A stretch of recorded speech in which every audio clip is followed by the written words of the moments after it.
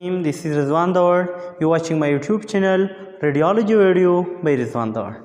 Today I want to discuss Introduction to MRI. तो start करते हैं.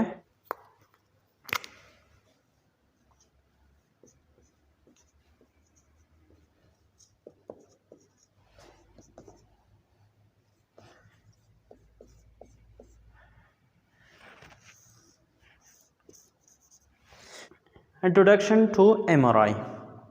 तो ऑलरेडी इस पे 2 लेक्चर हम ले चुके हैं, तो आज तीसरा लेक्चर हम इस पे लेंगे. सेकंड लेक्चर में हमने डिस्कस किया था MRI एट मॉलिक्यूलर लेवल.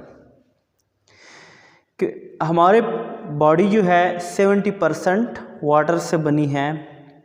फिर वाटर मॉलिक्यूल को हमने एक्सप्लेन किया था कि उसमें ऑक्सीजन होती है, 2 हाइड्रोजन होती हैं. फिर हाइड्रोजन के एटम को हमने डिस्कस किया था कि हाइड्रोजन की न्यूक्लियस में प्रोटॉन होता है. जो प्रेजेंट MRI है वो प्रोटॉन बेस इमेजिंग है. प्रीवियस लेक्चर में हमने लॉन्गिट्यूडनल और ट्रांसफर मैग्नेटाइजेशन पढ़ा था. ड्रा करता हूँ. एक्चुअली जब हम पेशेंट को मैग्नेट के अंदर लेटाते हैं तो उस पर क्या हो जाती है, एक्सटर्नल मैग्नेटिक फील्ड अप्लाई हो जाती है. Z positive axis, Z negative axis. जी हमने पढ़ा था कि जब पेशेंट को हम मैग्नेट के अंदर लेटाते हैं, जो रैंडमली प्रोटॉन जो मूवमेंट कर रहा है डिफरेंट डायरेक्शन में, वो एक्सटर्नल मैग्नेटिक फील्ड की वजह से अलाइन हो जाते हैं. क्योंकि external magnetic field align the patient यानी बोर ऑफ द मैग्नेट लग रहे हैं, तो Z एक्सिस पे वो लग रहे हैं. तो फिर हमारे साथ प्रोटॉन जो हैं वो अलाइन हो जाते हैं. कुछ एंटी पैरेलल हो जाते हैं, कुछ पैरेलल, यानी Z पॉजिटिव साइड पे ज़्यादा प्रोटॉन परसेशन कर रहे हैं, Z नेगेटिव साइड पे कम प्रोटॉन कर रहे हैं. अच्छा, फिर एक दूसरे की इफेक्ट को अगर हम कैंसिल कर लेते हैं तो हमारे साथ लॉन्गिट्यूडनल मैग्नेटाइजेशन, सपोज हमारे साथ कुछ प्रोटॉन इस साइड पे आ रहे हैं, परसेशन कर रहे हैं. ठीक है जी, कुछ इस साइड पे हैं. ठीक है. अच्छा, तो ये Z पॉजिटिव साइड है, ये Z नेगेटिव साइड है. सपोज इसका इफेक्ट हम कैंसिल कर लेते हैं तो Z पॉजिटिव साइड्स पे कुछ प्रोटॉन रह जाते हैं जी. उसको हम अगर एडअप करते हैं तो इसको फिर हम क्या कहते हैं, लॉन्गिट्यूडनल मैग्नेटाइजेशन.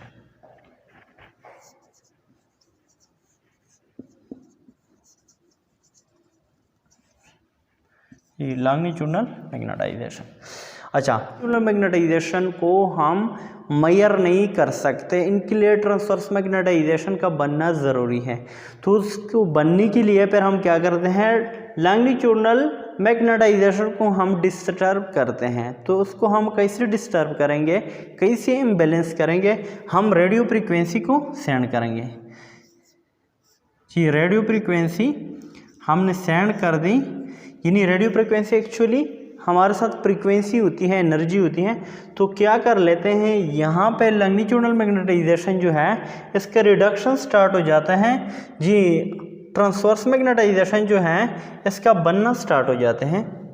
अच्छा, तो एक्चुअली क्या हो जाती हैं कि ये इस साइड पे ट्रांसवर्स मैग्नेटाइजेशन साइड पे आ जाते हैं जी. जब ये इस साइड पे आ जाते हैं तो लॉन्गिट्यूडनल मैग्नेटाइजेशन ख़त्म हो जाती है और ट्रांसवर्स मैग्नेटाइजेशन जो है वो बन जाती है.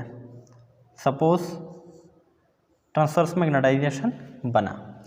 अच्छा, तभी ट्रांसवर्स मैग्नेटाइजेशन जब बनती है तो इसके बाद हम क्या कर लेते हैं, जो रेडियो फ्रीक्वेंसी हमने सेंड किया था इसको हम क्या करते हैं, स्टॉप करते हैं.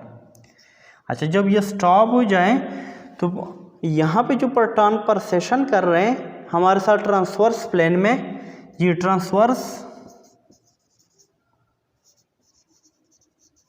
यहाँ पे जो प्रोटॉन परसेशन कर रहे हैं, रेडियो फ्रीक्वेंसी अगर हम बंद कर लेते हैं तो ये दोबारा लॉन्गिट्यूडनल की तरफ आना स्टार्ट कर लेते हैं. जब ये दोबारा अपने लॉन्गिट्यूडनल साइड पे आएगा तो ऐसे कुछ सिग्नल इमिट होंगे जिसको हम एमर सिग्नल कहते हैं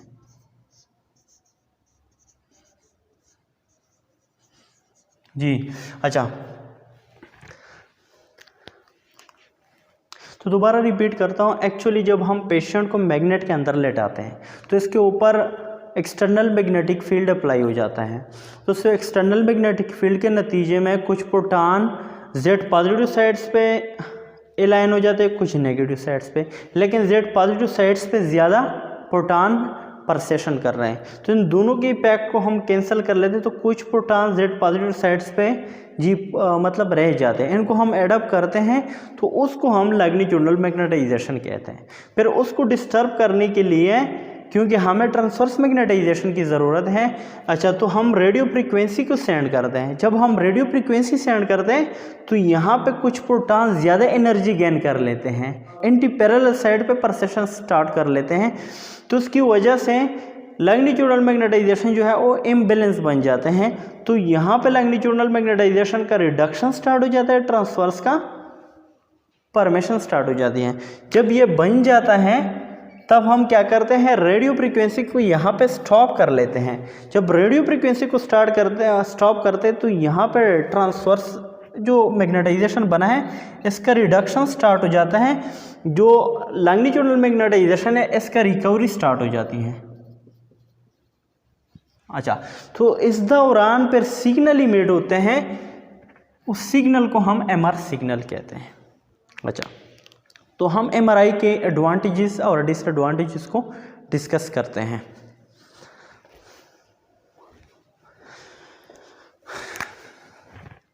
ये एमआरआई के एडवांटेजेस क्या होंगे?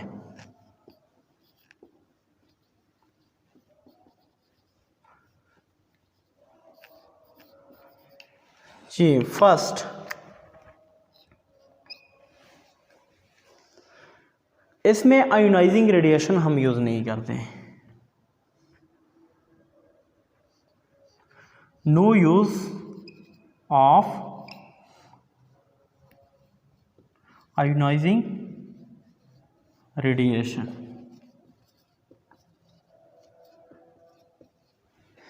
जी, no use of ionising radiation. Second point को देखें,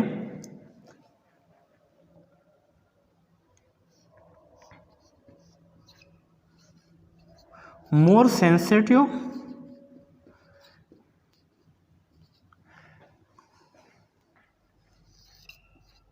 पर soft tissue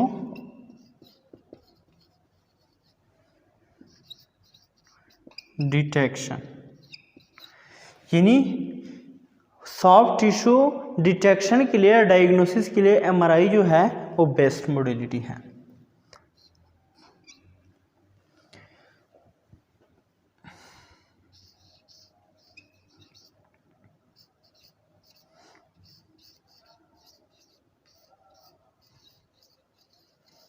use in pregnant female except first trimester.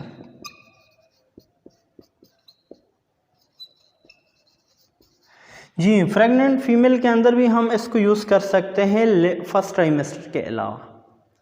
अच्छा, क्योंकि उसके साथ फिर कुछ मसाइल आ जाते हैं, ग्रोथ रिटार्डेशन, विजन लॉस वगैरह। अच्छा,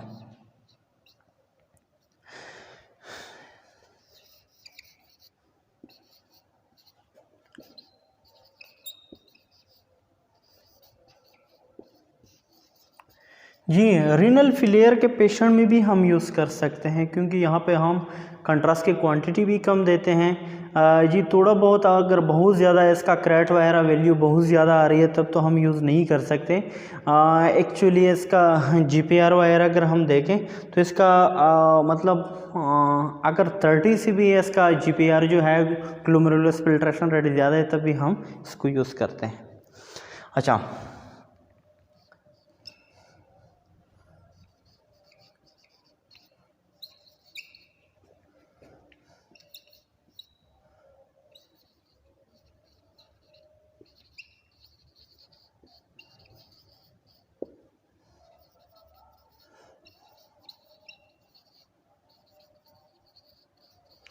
ये अगर हम देखें तो इसको नैरो इमेजिंग में, स्पाइनल इमेजिंग में, पेल्विस में हम ज़्यादा MRI को यूज़ करते हैं, क्योंकि हमने ऑलरेडी पढ़ा कि इसका जो सॉफ्ट टिश्यू डिटेक्शन है वो बहुत ज़बरदस्त होती है।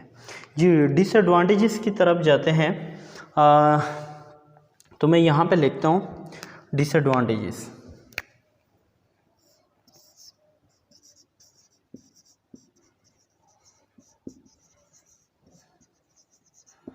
जी, फर्स्ट देखें expensive.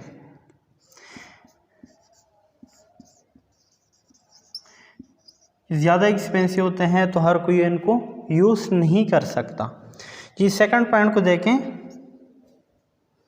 More time consuming.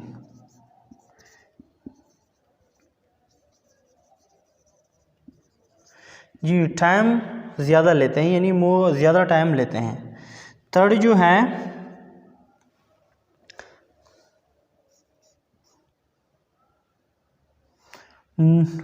No use in acute trauma. इसको हम एक्यूट ट्रॉमा में यूज़ नहीं कर सकते। अच्छा,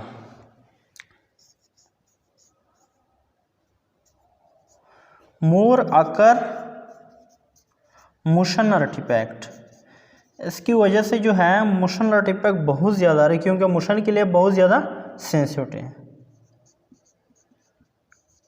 अच्छा, आर्टिफैक्ट क्या है? Miss representation and radiograph. किसी चीज़ का अगर एक चीज़ नहीं है, वो आ रहा है, ठीक है, यहाँ पे एक्चुअली प्रोटॉन की फ्लक्चुएशन हो जाती है, वो इमेज हमें ब्लर नज़र आती है। अच्छा, अवेलेबिलिटी की अगर हम बात करें तो हर जगह पे ये अवेलेबल नहीं होता।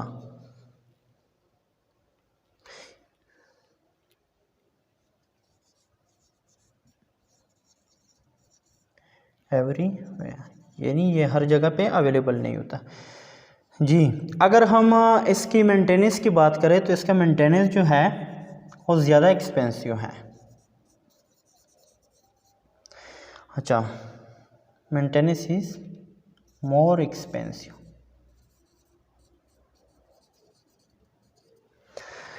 अच्छा, अगर हम इसकी यूज़ की बात करें तो हर कोई इनको यूज़ नहीं करता। जी, नीड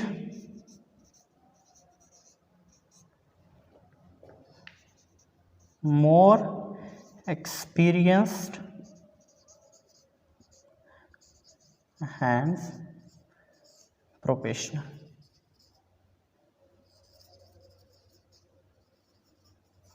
मोर एक्सपीरियंस लोगों की ज़रूरत होती है। It's enough for today. Thank you for watching my YouTube channel. अल्लाह हाफिज़।